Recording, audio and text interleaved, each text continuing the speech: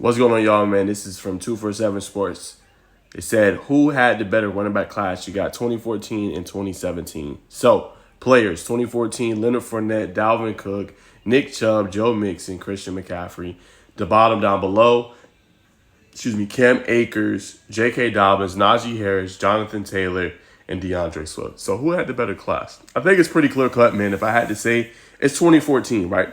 When you look at the league and you look at the longevity, right, of these players in 2014, and you look at what they meant to the league and how long they've been around and the perennial Pro Bowlers, like each one of these guys were Pro Bowlers. If you go look up top, multiple of these guys were all pros, right? When you look at the NFL and the league, and you look at what they did and worked up in college, I think it surpasses what 2017 did. I mean, Leonard Fournette, start with him. I mean, what he was able to do, like when he came in the league with Jacksonville, he was doing, big stuff, setting on fire. They made an AFC Championship game, doing big stuff. Dalvin Cook, unfortunately, towards the tail end now, he's starting to kind of, fall off a little bit. Didn't get a lot of reps last year with the Jets, but I mean, what he did with Minnesota, having multiple 1,000-yard seasons, right? I still thought I didn't understand why they let him go, because what he was doing was big work. I mean, he was doing big things for them. Nick Chubb, I mean, unfortunately had an injury last year, but what he did at UGA, man, being one of the top backs in the country, then coming into the NFL and still considered a top three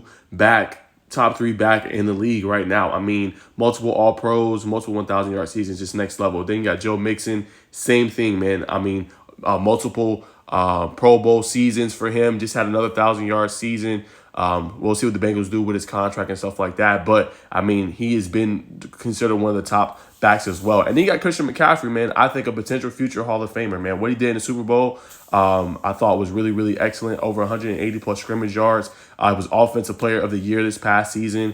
He's dealt with some injuries, but when he's healthy, man, he's a different breed, man. So I think 2014 takes it by a landslide. Then you have Cam Akers. Again, great career, great prep career. Great career in college at Florida State, but towards the league, he's kind of bounced around, right?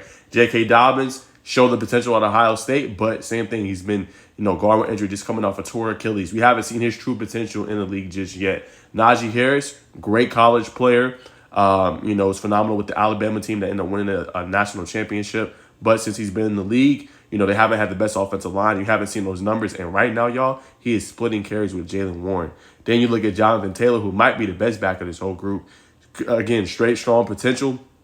Flash and show, waiting to get that big contract for him. But, I mean, he showed your potential when he was, balling out, coming into the league, multiple 1,000-yard seasons. One of those guys you wanted to get early in the fantasy draft. Didn't have his best year, so the potential is kind of still a question mark for him.